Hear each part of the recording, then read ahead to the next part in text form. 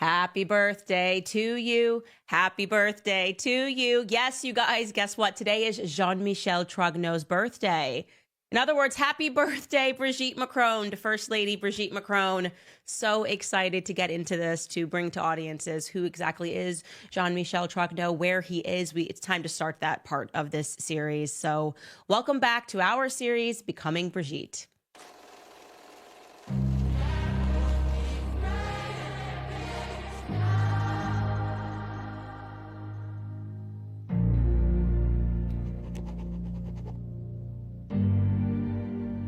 Okay, so some things to recap. I was so frustrated at the end of the last episode because so many of you had commented, Candace, it's time for you to create a family chart.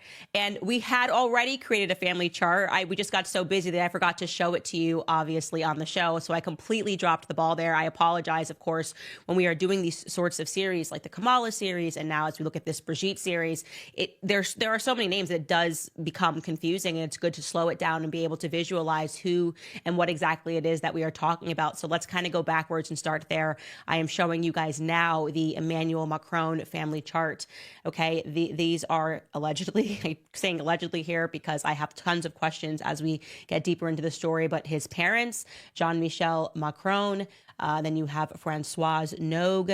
Obviously, we spoke a lot last week, particularly about Germaine Nogue, who he refers to affectionately as Manette, right? She's the one that shared this love of pedophile-centric books with her grandson. She is, as we mentioned to you last week, the only family member that he includes in his childhood stories throughout his autobiography, which is entitled Revolution. So wanted to get over that, wanted to speak about Revolution, understanding that that is actually the Macron chart. And then, of course, like I said, his mother, what we described on last week's episode, or a couple of days ago, the episode was that Dr. Frances Nogue, his mother, when she was first introduced to the world, she was introduced as a pediatrician who helped out in some capacity the Social Security office. And then we had this huge bombshell in the last episode where we learned, just kidding, by Social Security work, we forgot to include the fact that she helps transgendered and intersex people secure new identities. I mean, that was a major, major, major tidbit. I mean, it's explosive.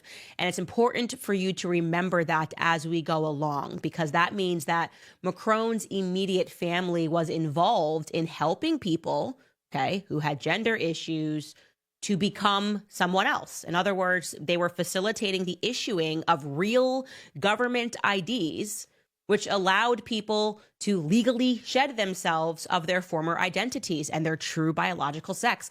We have to wake up to the fact that that is the reality of the world that we live in today. So what is that? What are the implications of that? Let's just pause there. What are the implications of if I decide, okay, I'm Candace Owens, nope, I feel like actually I was born a man, and so I'm going to change my name. I'm going to change my name to Jean-Michel Trogneux, okay?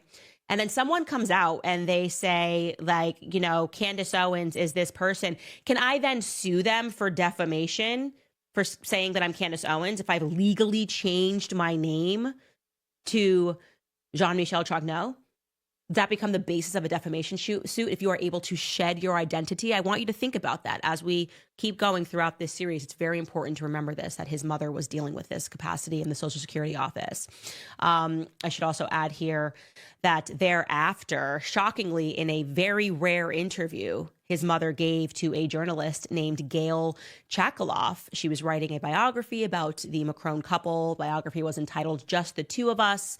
And she spoke with his mother, and his mother said something very strange. She said, and I quote, and it's in this book, "For me, Brigitte is not a daughter-in-law." Excuse me? What does that mean? Brigitte is married to your son. She's been married to your son for a very long time. She fell in love with your son when your son was 14 years old. What do you mean, to me, she is not a daughter-in-law? What is the implication of that? What else could she be? What else could the First Lady be to you? So we'll just leave that there. Okay, now let's take a look at Brigitte Macron's family chart, okay? We've got some other important things to remember. So you have Brigitte, who allegedly was married for 32 years to this guy, Andre Louis Ozier, Okay. And they allegedly had 3 children, Lawrence Ozier, Sebastian Ozier, and Tifon Ozier. Now, it's important to remember, which we touched upon last episode, that the First Lady just routinely sort of gets things wrong in her interviews, right? Like she gets the date wrong from when her sister, Mary Vaughn, died. She had got the date very wrong from when her alleged niece died. And we're starting to think of this as more of a strategy than anything else. Like it's not just forgetting dates, it's because you're trying to confuse the public. And a big indication of that was Tifon, okay, her daughter, getting both the date and the manner of her father's burial wrong in Paris Match magazine, weekly magazine. How is that possible? Remember, we talked about this. We can bring up that chart again. Very weird mystery regarding this Andre Louis Ozier character. How weird it was, we cannot emphasize enough. We learn from his first cousin, okay? He had a first cousin named John Louis Ozier, and that's where it got really confusing for some people. There is a first cousin, and that first cousin then described that essentially he had sued the journalists for misidentifying him in the wedding photo. That first cousin then got upset because the Élysée Palace kind of played him into suing her for defamation, pretending they were going to join the suit. But then also Brigitte Macron refused to simply say, bring that picture back up, yeah, that's me in the wedding photo. She refused to do this and just kind of backed out. And so he wasn't happy with this. He was not happy. He felt used by the Élysée Palace. He opened up to a journalist and tells us some really strange things about his cousin's burial, about his cousin's funeral, about his cousin's cremation. Mainly the strangest thing being that the Élysée Palace was involved, okay? They wanted to see to it that this funeral was executed like a thief in the night. They did not want the public to learn about this. And they saw it over the finish line. And yet despite this, Brigitte Macron did not attend the funeral of her alleged ex-husband of 32 years, the alleged father of her children. We want to make sure he's buried, okay? But we are not going to show up. Neither me or the president are going to show up. And then Tifon is going to just make up a massive mistake in Paris Match and say, I buried my father on December 24th. And then we learn, no, he was actually cremated on December 28th. And it was a year prior. And this is the photo you use because everything was destroyed. Okay, that's crazy. So yes, remember that we learned that information, not from a conspiracy theorist. We learned this from the cousin, John Louis Ozier, the cousin of Andre. Okay, the one who successfully sued Natasha Ray for defamation because she wrongly assumed that it was him. Okay. What we do know, and we confirmed last episode, is that this man, and we can show you again his obituary photo because no other photos of him exist, from the wedding photo to this, his whole life has been destroyed. What we can tell you is that he did, in fact, exist. They lied about where he worked, what bank he worked at. Again, tons of little lies to send people down rabbit holes so they can make a mistake. But what we can't tell you is what exactly happened to him. We cannot ascertain what happened to him based on the testimony of his first cousin, because it depends on whether or not you believe his partner, the woman who was at his funeral, who claimed that she found tickets to Africa in his pocket, that he had emptied all of his bank accounts. And if you potentially, or you could say, or if you believe the journalist from Paris Match, who then wrote that Andre actually spent the last days of his life in a psychiatric ward being guarded by none other than Alexander Benalla. Now, we got to talk about this guy, okay? Because he's important. He's very important because he's come up actually a couple of times, but we should dig into deep of why that particular allegation matters. Because it's interesting that despite the fact that they love to sue people, they never went after that journalist who claimed that Alexander Benalla, the former deputy chief of staff to Emmanuel Macron, was guarding, for whatever reason, guarding a psychiatric ward door of Andre. So we know for a fact that Élysée Palace was involved, at the very least, in his funeral. And this journalist puts that. So I think we should explore that. So we should talk about Alexander Benalla, because that is not a subtle mention from a journalist, okay? We had first mentioned Alexander Benalla in the introductory episode when we told you about sort of this I don't know how to describe it, like a syndicate almost of pedophiles. That's these accidental pedophiles that Emmanuel Macron keeps landing himself around. Okay. We mentioned Olivier Duhamel. That was the man who was accused by his stepdaughter of having molested her twin brother when he was 13 or 14 years old. She wrote this in a book. And by the way, because the statute of limitations had passed, he was never brought to justice, but he admitted that it was true, that he did, in fact, sexually abuse his teenage son. Well, one of the things that he helped, because he was so close with Emmanuel Macron with, he helped him when he landed himself in hot water over what has come to be known in France as the Benalla affair, meaning Alexander Benalla, the deputy chief of staff. Okay. And now, for whatever reason, like I said, we have no idea why this journalist mentioned, but said Alexander Benalla was guarding the psychiatric ward. So I'm going to show you Alexander Benalla again so that you can get him into your mind, despite being extremely young. I want to be clear. He is today only 33 years old. He's got quite a remarkable professional resume, okay? When Emmanuel Macron was running for president, Alexander Benalla was just 25 years old, and he served the candidate as his security officer. He was the head of his security, okay? Once Emmanuel Macron got elected, he then made Alexander Benalla his deputy chief of staff, okay? Huge position. Could you imagine 25 years old and you're like going into the White House, the Élysée Palace? It was then later discovered that these two had an incredibly close relationship, so close that Emmanuel took him on a ski trip with him and his family, not as the security, as you're a part of the family on a ski trip.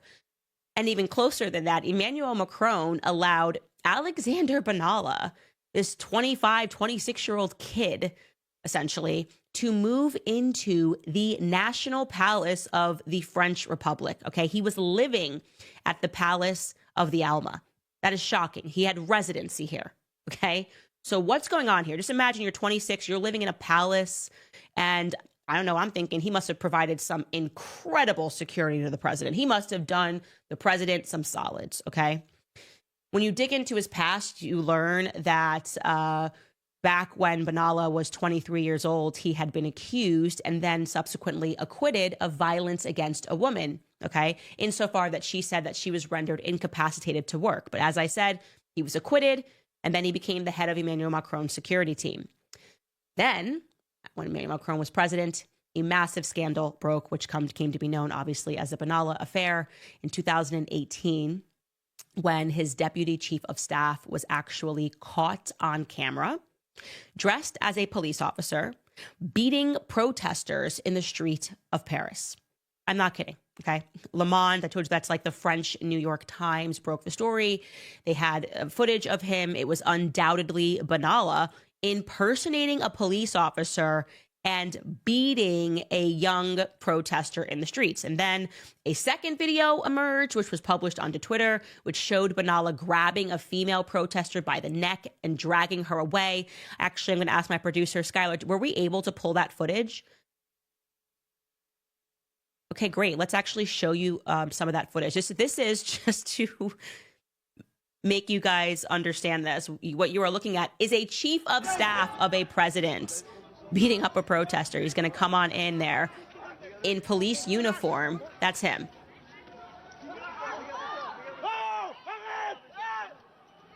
Look at this.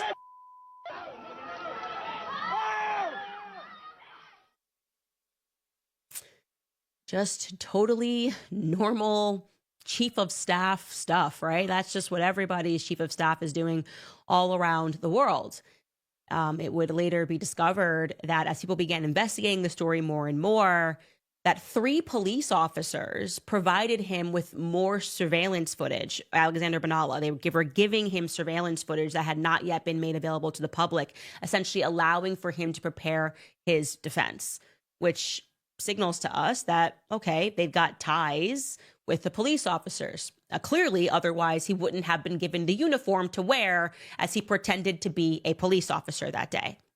Now, President Macron, at the time of this attack, was in Australia. He seemed incredibly reluctant to let go of his deputy chief or to speak about the matter in any capacity publicly. essentially, which is why I guess he called up his doable friend. What should I do? What do you mean, what should you do? Your chief of staff was just caught beating protesters in the street. Why aren't you just more shocked at that? What do you mean? What do you do? And it seems that Emmanuel Macron might have been so concerned about this that he tried to help Alexander out. Now, why am I making that assumption? Again, this is an assumption, not a fact. But what is a fact is that Alexander Benalla, when he was being interviewed about the scandal, none other than Mimi Marchand was in the room to assist him, speaking to the press. Mimi Marchand, yes, the Pope, the celebrity popess of the press, who could get anything in the press, anything taken out of the press, woman that could get the press to cover up pedophilia charges for her friends. Okay. Eventually, as the scandal completely engulfed the Élysée Palace, they did in fact have to move to dismiss Benalla. On paper, at least. I want to be clear. On paper, he was released because then another scandal emerged. It would later be discovered that a few months later, they realized they did not actually remove his diplomatic passports. And despite being seemingly fired, several months later, he used those diplomatic passports to travel to meet with African leaders, including the president of Chad, a guy named Idris Deby. Now, for people that are watching this from Africa, you're looking at this guy going, didn't he die a few years later in kind of one of those stereotypical Western scenarios where suddenly a group of rebels rises up? Give me like a Muammar Gaddafi type situation and the rebels are just so unhappy and they kill the president. Yeah, that's what happened to that guy in Chad. Yeah. So, but I'm sure it was totally organic and people were really unhappy in the streets and like the West had nothing to do with it. Nonetheless, Alexander Benalla was meeting with this guy on diplomatic passports after he had been fired. So it was a second part of the scandal. It then emerged that while he was working for Macron, Alexander Benalla, this 26-year-old palace-living king, had actually contracted financial ties with two Russian oligarchs who were said to be members of the Russian mafia. Oopsies. Again, I guess everyone around me is accused of being either a criminal, a pedophile. So what? I'm sure Emmanuel Macron is always just so innocent in this. Brigitte, it just keeps happening to them. They're trying to work with good people, guys. They're really trying to surround themselves with good people. I swear, it's everyone around them. It's just not them. I think that we should actually take a look here at this extraordinary syndicate that is emerging around them, because we've covered a lot of these people. So Michelle Marchand, obviously the popess up there on the left, right of the French media. We know she's been involved in dirt. She's been kicked out, forgery, extortion, you name it. She's been accused of it. A woman that we understand had the capacity, the only person that people had to go through to get photos of the First Lady's pass. She owns Best Image, okay? And you're telling me this is the only person that can produce images from Brigitte Macron's past before she became a professor or a teacher? Seems a little suspect. Then below her, we have Bernard Arnault, richest man in the world because he controls LVMH. We mentioned his son-in-law, Xavier Niel, who was the in-between, the go-between between Mimi Marchand and the first couple. But I want you to also know that LVMH owns Paris Match. Okay, so that's where she's putting all of these doctored, airbrushed images, I would say airbrushed images of Brigitte so that everyone thinks she's like young and looking and irresistibly hot. She's working on that. Then we'll jump up to the right corner there. We mentioned Nicolas Ghesquière. This is the person that's dressing the First Lady, also under the LVMH empire, the one who is just putting transgendered people everywhere he can. Honestly, you should just Google Nicolas Ghesquière in your spare time, because we didn't even scratch the surface in terms of how dedicated he is to the trans cause and bringing all these trans models and putting them on the runway and trying to trans everything. But I'm sure Brigitte Macron is exactly who he says he is. And just, I don't know, just wants to dress Brigitte Macron for whatever reason. It is what it is. Then, of course, as we mentioned, Emmanuel Macron's mother, Françoise Nogue, who we know is concerning her work to trying to get individuals who suffer from identity issues new identities, and doing this, by the way, this is legal now. Okay. And then we have there on the bottom, who we just discussed, was Alexander Benalla. So just piece all that together. Okay. With forgery, extortion, and most importantly, with access to a woman who can facilitate the changing of identities, it is not enough for any person investigating this case to ask questions like, is this Brigitte Trogneux in the wedding photo? You will notice we didn't ask that question when my legal team got involved. We didn't say, is this Brigitte Trogneux in the wedding photo? We had to instead ask something more specific. Is this the current First Lady of France, Brigitte Macron, pictured here in this wedding photo? Okay? And that's when the couple gets real quiet. They don't want to answer those questions. Do you guys get what I'm getting at here? Okay? Because we can confirm that that is indeed a photo of a woman named Brigitte Trogneux in that wedding photo. Where that Brigitte is, we cannot confirm because the First Lady refuses to answer. She has a mother-in-law who helps transgendered people get new identities. So you have to essentially understand that you can just take somebody's name. You can become somebody else at a moment's notice. Now, legally, when you become transgendered, okay? This brings us to Jean-Michel Trogneux. Okay, we obviously have to discuss him. This is Brigitte Trogneux's brother. Today is his birthday. Happy birthday, Jean-Michel Trogneux. It's real important that we learn about him, a guy who was so close to his sister, two different people, his sister, Brigitte Trogneux, that she made him the best man at her wedding. But then he just was completely missing from mention when the First Lady, Brigitte Macron, came into power. Seemed to be purposeful to allow this person to fall through the cracks, despite all of the stuff being written about her family and where she came from. There was no mention of Jean-Michel Trogneux. That was the dog that was not barking.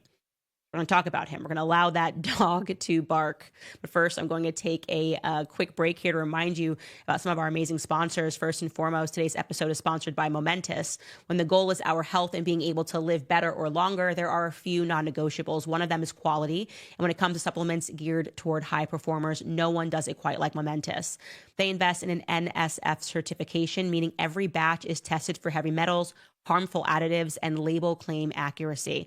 Momentous is trusted by all 32 NFL teams and collegiate dietitians all over the country. Momentous believes in nailing the basics with bone-crushing consistency, then curating a routine based on your individual goals. And by basics, they mean protein and creatine. Momentous sources CreaPure, the purest form of creatine monohydrate available, and it's an absolute must for peak physical and cognitive performance for both men and women. So try them today by visiting livemomentous.com, and you'll get 20% off if you use code Candace. That is livemomentous.com with promo code Candace.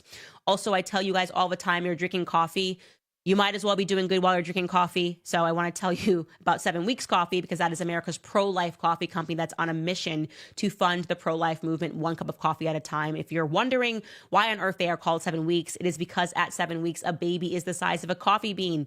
And it is the same time that a heartbeat is clearly detected on an ultrasound. They donate 10% of every sale to support pregnancy care centers across the country. They have raised over $750,000 for these centers and have saved thousands of lives. Now, I can tell you the coffee is fantastic. It's mold-free, pesticide-free, shade-grown, low-acid, and organically farmed, so it checks all the boxes. And right now, when you subscribe to 7 Weeks Coffee, you'll get a free 2-pack of their new single-serve brew bags to take your coffee wherever life takes you. So whether you're traveling, working, adventuring, you can easily enjoy a rich, flavorful cup of coffee by adding hot water and letting the to-go bag steep for a few minutes. So go to 7weekscoffee.com and save 15% forever when you subscribe.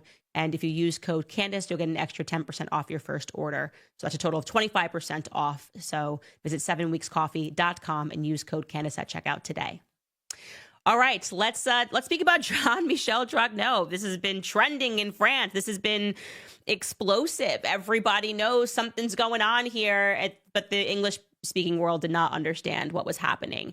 And there are a lot of questions even in the French-speaking world. They don't understand why it is that Xavier Poussard has not been sued for defamation, but Natasha Ray has. What is the difference? Xavier Poussard was always very clear with me that his major breakthrough came thanks to the work of Natasha Ray. She came to him and first said, like, this is Jean-Michel Trogneux. I've been working on this. So where did she fumble the ball and where did he not fumble the ball? And this is where it gets really interesting. And it was why it was so important for me to slow that down for you, that we are talking about two different individuals, Jean-Michel Trogneux and his sister Brigitte Trogneux. What you should know about Jean-Michel Trogneux was that he was born on February 11th, 1945. And regarding his existence, there can be no question. In fact, it is a stark contrast to trying to look into Brigitte Trogneux. Unlike his sister, Brigitte Trogneux, who, like her husband, appears to have nearly every trace of her existence magically wiped, destroyed. You cannot get your hands on documents. In fact, Brigitte Trogneux, the person who's claiming to be in the Élysée Palace as Brigitte Macron, you think it'd be very easy to get school pictures of her. You can't get them. Xavier Poussard has gone through court processes in order to get his hands on a yearbook that should be supplied by law, okay? She went to Sacred Heart, Sacré-Cœur. I hope I'm saying that okay in French. Sacré-Cœur. And they're supposed to give you the yearbook so you can look at a picture. Despite this, the school is refusing to do that. Now, why would a school refuse to give you a photo of the First Lady? Of the First Lady growing up? Why can't we see pictures of the First Lady in yearbooks that are in existence? Why can't we see her in elementary school, in middle school, in high school? Why is that? Why is it that every trace of Brigitte Trogneux's existence is impossible to garner? And it was also difficult, but not impossible to garner stuff about Jean-Michel Trogneux. And we were able to piece together a very clear timeline of his existence until he kind of magically falls off of a cliff. So we will walk you through this timeline, okay? Jean-Michel, as I told you, born in 1945. We then know that he begins attending a Jesuit academy. We have multiple photos of him at a Jesuit academy. And I'm going to show you one of them, I believe, that we have here. Yep. So if you look there on the far right bottom, you will see that that is Jean-Michel Trogneux. Okay. And like I said, I'm going to save some of the photos that we have because Xavier Poussard is going to be our next episode. That interview and what he worked to get his hands on is explosive, and I do not want to ruin that for him. Jumping back into our timeline, in 1953, his little sister, Brigitte Trogneux, was born. Then we know, like I said, that he continued to attend that Jesuit academy. Then we have that famous 1944 family picture, which Best Image released to the documentary maker who felt like she was, for whatever reason, being questioned by the Élysée Palace, that were treating her like she was under interrogation. She was able to get her hands on that family picture. 1955 to 1956, he's back at school. Again, we will have those class photos available for you in Xavier's interview in our sit down, which we'll be releasing next. In 1960, Brigitte and Jean-Michel Trogneux's sister, Mary Von Trogneux, dies in a car accident with her husband, Paul Farcy, on February 24th. Their daughter, Natalie, 5 months old at the time, survives and goes on to marry a guy named Richard, and they have 2 daughters. In 1963, the public is then given a photo of what we are told is the real Brigitte Trogneux at communion. We note that this does not look like the current First Lady, and the current First Lady has thus far, to this day, declined to answer my question about whether or not if it's Brigitte Trogneux in the photo, but whether or not it's her in the photo. Important differentiation. In 1963, Jean-Michel Trogneux lived in Algiers, Algeria, in February.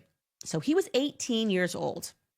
This is a highly unusual thing, as Xavier told me, because this was just after the bloody War of Independence, Algeria getting their independence from France. And he says at this time, no Frenchmen went to Algeria unless they were communists. But we know that he was there because there is a census available. And we are keen suddenly to get a photo of him around this time because, well, now we're not talking about kid photos, which seems to be the only thing Brigitte Macron wants to release. A very small amount, a total of 3 photos that were released. Doesn't want to release any older photos until suddenly Brigitte Macron is a professor, right? Brigitte Ozier says, I'm a professor. We're just kind of like missing these important years of her life, which would allow us to see the face sort of mutate over time, right? This next photo, which I'm not going to show you because it is explosive and it took Xavier Poussard years to get. He gets his hands on a photo of Jean-Michel Trogneux, who is enrolled in the ESTP school. Which is a French engineering school. That becomes the last verified photo that we have on record. But I want you to note he is 18 at this time. You take any person, you take a photo of them when they're 18, And it is very hard to say that you're expecting this person to look majorly different, right? Decades on from that, because you are a young adult, right? Jumping back into this timeline, we then know that the real Brigitte Trogneux marries Andre Louis Ozier, becoming Brigitte Ozier. We have a wedding announcement. We have a wedding photo. It actually happened. And that is the photo which Natasha Ray made an unfortunate and totally understandable mistake regarding. And then, like I told you, for whatever reason, Jean-Michel photographically disappears. He disappears. And then this amazing thing happens. In 1977, when people started recognizing that their first lady, something about this story didn't make sense. When people began first speaking about their suspicions that they were looking at a transitioned man for many reasons, they were able to dig up an interview, okay, from 1977. And it's a man who says that he is transitioned and living as a woman named Veronique. Now, for my English listeners, this is going to be a bit confusing for you. So I'm going to describe to you why this was so explosive.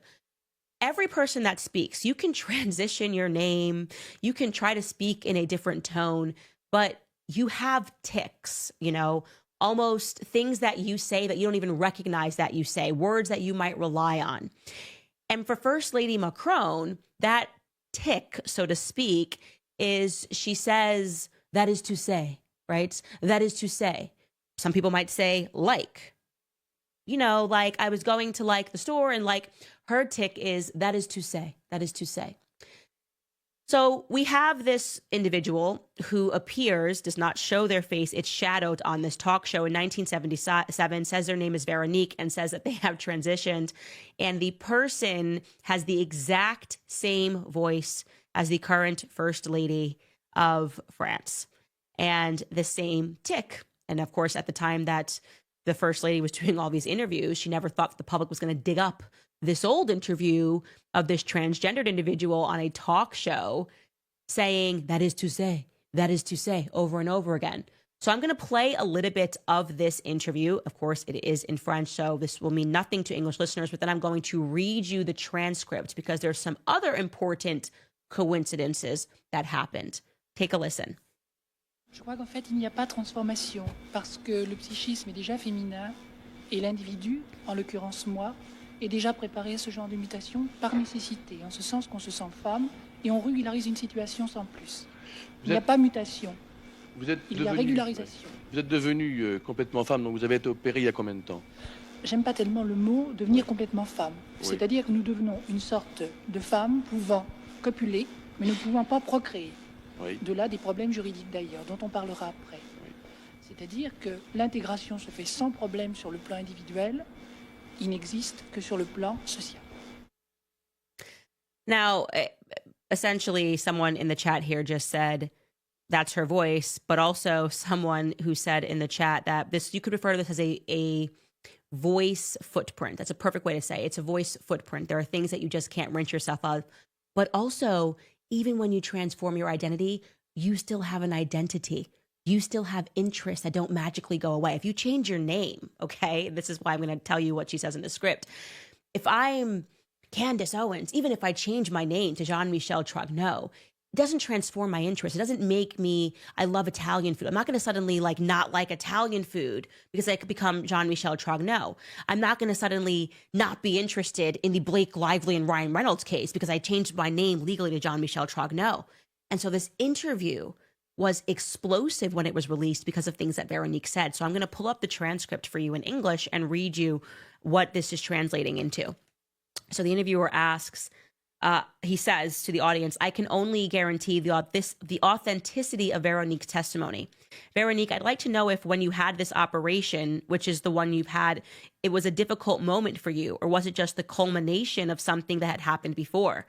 Veronique says, I don't think there's any transformation because the psyche is already feminine and the individual, in this case me, is already prepared for this kind of mutation out of necessity, in the sense that we feel like women and we merely normalize the situation. There's no transfer, there's normalization. The interviewer says, so you're completely a woman? How long ago did you have the operation? Interestingly enough, she doesn't answer that part of the question of when she had an operation, but she goes on and she answers, I don't really like the words completely a woman. In other words, we become a kind of woman who can copulate but cannot procreate. Hence the legal problems we'll be talking about later. In other words, integration goes smoothly on an individual level. They only exist on a social level. Okay, so already she's starting to speak about this trouble that we know that Emmanuel Macron's mother is going to concern herself with, which is like, okay, there are these legal problems with who we identify with and who we know we're women, okay, but we have these legal hoops and barriers, and this is why I'm breaking and telling my story, because we have to change this. We have to be able to change this. The interviewer says, you have a job that we're not going to reveal here. Let's just say it's a job that's about the public.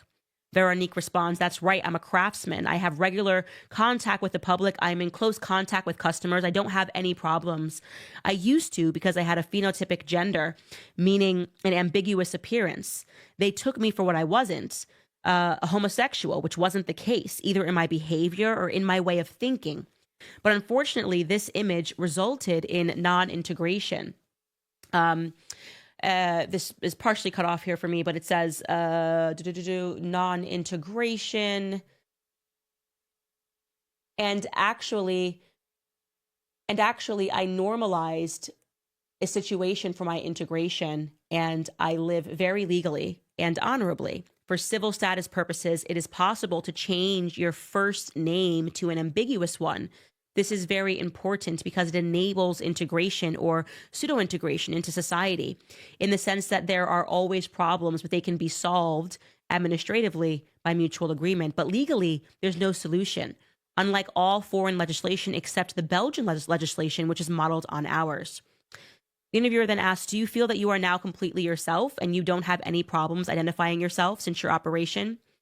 Veronique says, to tell the truth, I only had identification problems towards others, not with myself. I saw myself as what I was, a woman with a body that didn't belong to her. It's very difficult to conceive for someone who's comfortable in one's own skin. I use the term comfortable in one's own skin because it's the typical image, because I didn't have any problems, but people created problems. Now I don't have any problems. To tell the truth, this operation, that is the removal of this useless organ in our case, because it is both unusable and unused. And the interviewer asks her, do you live alone?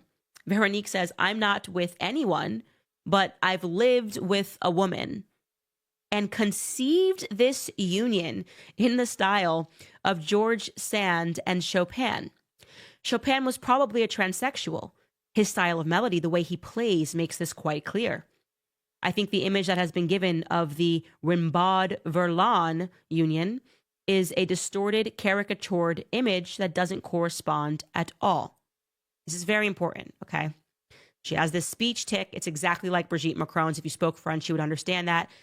But she also mentioned musical composer Frédéric Chopin, plus mentions gay poets, Paul Verlaine and Arthur Rimbaud. Now, why is that significant? Okay, well, these poets, they were in a homosexual affair, but violent, a very violent relationship. So she's clearly coming across as someone who is tremendously educated. This is not some random person, right? This is somebody who has been educated in the classics, who is on this show for the purpose of trying to move along legislation to be able to make it easier for people who are trans to secure identities. That is the purpose of this appearance, right? And as I said, the purpose of using someone who has sort of this ability to communicate and speak about the high arts is to make people, perhaps the audience, is more sympathetic with the cause, right? She's saying, I was always a woman, which is funny because as I read that, I also, what's ringing in my head is that sentence that Brigitte and Emmanuel wrote to me in the first legal letter. They said, she does not owe you any proof that she has and always will be a woman. Like very strange thing to write. Almost like, I believe it and therefore it is. And of course, you do owe me proof. If you're going to say that you're going to sue me in a Tennessee court, you absolutely will be owing me proof if you're going to say that I defamed you. But going back to the mention, these classical mentions regarding Chopin, the first couple, when they were creating their legend in the public, claimed that they had moved a piano into the Élysée Palace because Emmanuel Macron, remember the virtuoso, loved to play Chopin. for Brigitte and for Brigitte only. So this is something, this matters to the couple, okay? Regarding the homosexual poets that she mentioned, Paul Verlaine and Rimbaud, Emmanuel Macron, while acting as president, considered admitting them both into the Pantheon, it's where they bury all of these French heroes, okay? And this sparked a massive debate. Like, should these people, first off, one of the lovers shot the other one, had to serve time in prison. Would this be a good thing to move them? He was going to honor them as this like homosexual, these homosexual poets and greats by burying them in this significant structure. But what ended up happening was Rimbaud's family firmly rejected that honor because they did not want his legacy to be reduced to a gay icon. So that's just incredibly fascinating, right? It's incredibly fascinating that you have this person, Veronique, and she's saying and mentioning all the people that we know have this significance in their relationship between Emmanuel Macron and Brigitte. And she has, after somebody used an AI voice analysis, they said that this was 100% the same person. And, you know, I don't know much about these softwares, but for somebody to come out and to declare that this is 100% the same person, and the only difference is that the voice has aged to have the same tics, it's a lot of coincidences. It was major when this happened and when this was revealed. And then there are some more interesting things to remember here, okay? When you jump back into the timeline, so Veronique appears, we don't know what this person's name is in life. They're using this name for this interview, Veronique. No last name. We don't know anything else.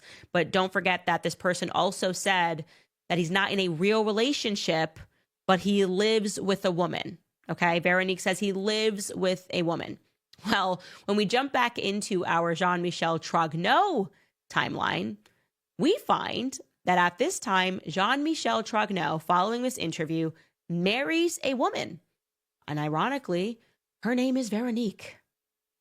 So, could it be possible that Jean-Michel took on the name of a dear friend named Veronique, who he was living with, and who he then moved to marry? We don't know because, of course, there are no pictures of this wedding. There's nothing there.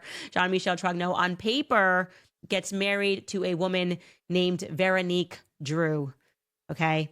And then they have a child. They have a child in 1982 named Jean-Jacques. That's the Jean-Jacques that looks tremendously like Emmanuel Macron. And then shortly thereafter, in 1987, Jean-Michel divorces Veronique Drew. So, ladies and gentlemen, what is going on? Seriously, what is going on in this story? What is happening? How do we have these actors who are unable to produce images from these very relevant things that happened in their lives? You know, where is Jean-Michel Trogneux? You got married to a woman. Are there no pictures from your wedding day? No, you decided to just fall off a cliff and stop being photographed at the same moment that Brigitte Macron, the professor, the teacher, was born. Suddenly, like, no more photographs for you.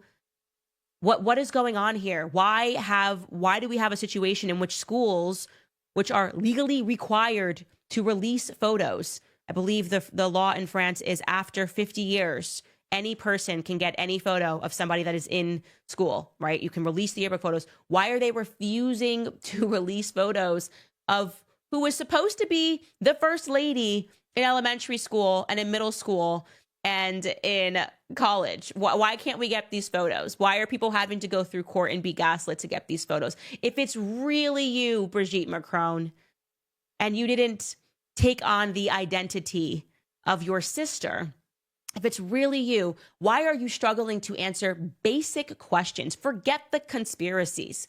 Why are you refusing to answer basic questions while trying to push people to sue for defamation, waiting for people to make mistakes? Why not just clarify?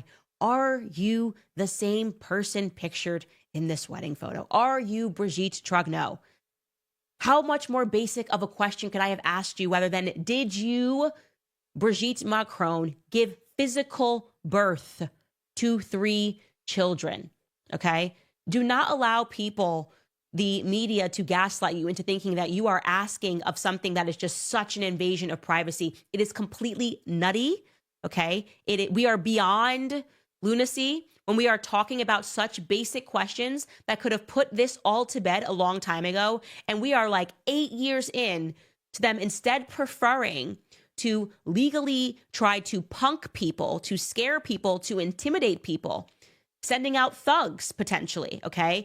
And when we look at that nebula, when we look at the surrounding and the supporting cast of Emmanuel Macron and Brigitte Macron, do you feel comfortable with what's going on here? Is it every day that you need to have someone who forges documents around you? Allegedly, Mimi Marchand, she's still facing trial right now. Someone who's been involved extensively in extortion, who's facing trial right now for extortion. Is it normal to just keep having these sort of gang type members around you, people that can control images, that can edit images and put it in the press? Like, are we going to accept as the public that this is completely normal, that they just keep landing into these pedophile scandals?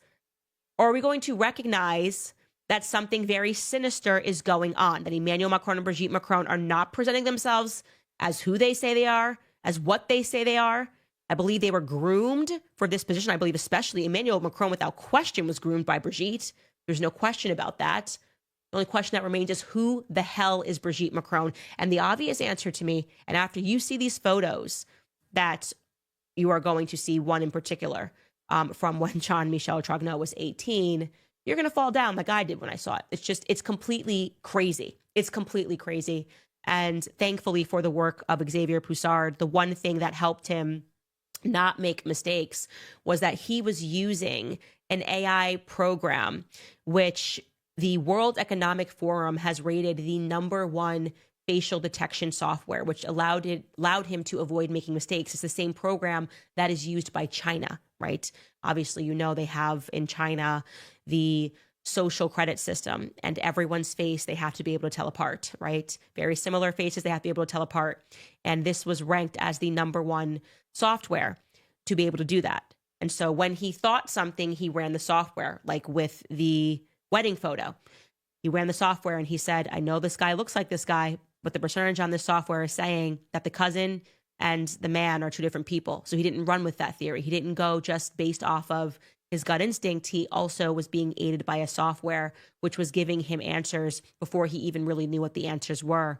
We'll have more on that when I sit down with him. But do know that the software he is using has the blessing of the World Economic Forum. And I think we've all figured out that that forum is pretty evil.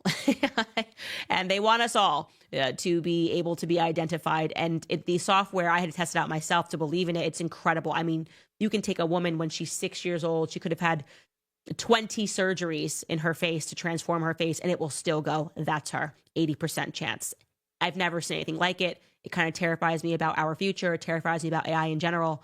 But for the purposes of his investigation, it really allowed him to sort things. And there's no question upon seeing this technology, in my mind, that Jean-Michel Trogneux is Brigitte Macron. The only question that I have is what happened to his sister, Brigitte Trogneux. And you'll get to that as well. Like I said, I didn't want to give us too many spoilers ahead of the interview when I sit down with him.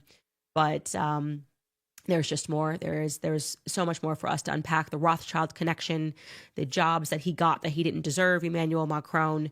And like I said, we will get to all of those things. Before I get into some of your questions, I want to remind you guys about American financing, because I know a lot of Americans are carrying high credit card balances that charge 20% or more every month. It is time to take control of your debt. If you're a homeowner and you've been waiting to figure out how to get your finances in order, you need to call my friends at American Financing today. American Financing salary-based mortgage consultants are helping homeowners just like you tap into their home's equity to get out of high-interest debt. They're saving their average customers $800 a month by doing this. Saving that kind of money every month should make the decision very easy. All it takes is a 10-minute, no-cost, no-obligation phone call to find out how much you could be saving. And if you start today, you may be able to delay 2 mortgage payments. So call American Financing today at 800-795-1210. That's 800-795-1210. Or you can visit AmericanFinancing.net/Owens. That's AmericanFinancing.net/Owens. All right, you guys, by the way, I'm going to try to find a place to put up all of those charts. I mean, you can obviously screenshot it. We're all like internet savvy. And then you can begin working that way through the timeline and things of that nature. But I do hope that I can also create a space like almost like a Reddit forum on CandaceOwens.com, reminding you guys that we also have the book club. We will be doing that in 10 minutes. So I'm going to jump off of this and then I will be on CandaceOwens.com for those of you that signed up for the book club. You know, our first book, which is relevant to the Emmanuel Macron story in many ways, is Chaos, unpacking the Charles Manson murders, the CIA, and the secret history of the 60s.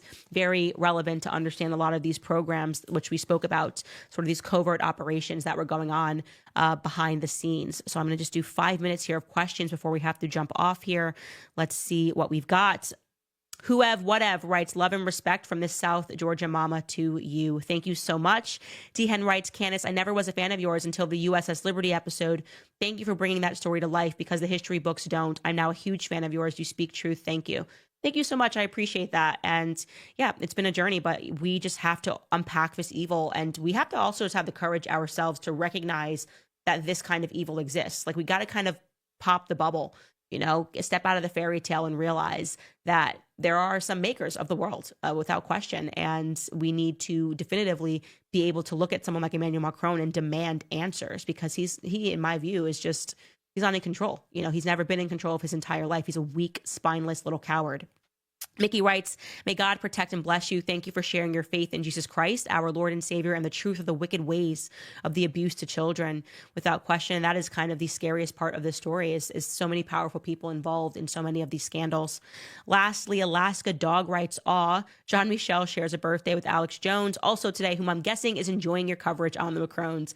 Without a doubt, he is. All right, guys, we have got to jump off, as I said, because we have the book club. If you have not signed up for the book club, you absolutely should. Head to CandaceOwens.com. And while you're there, why don't you pick up my new book, Make Him a Sandwich? We will see you guys picking up the Brigitte Macron series with the explosive interview with Xavier Poussard. All right, guys, we'll see you then.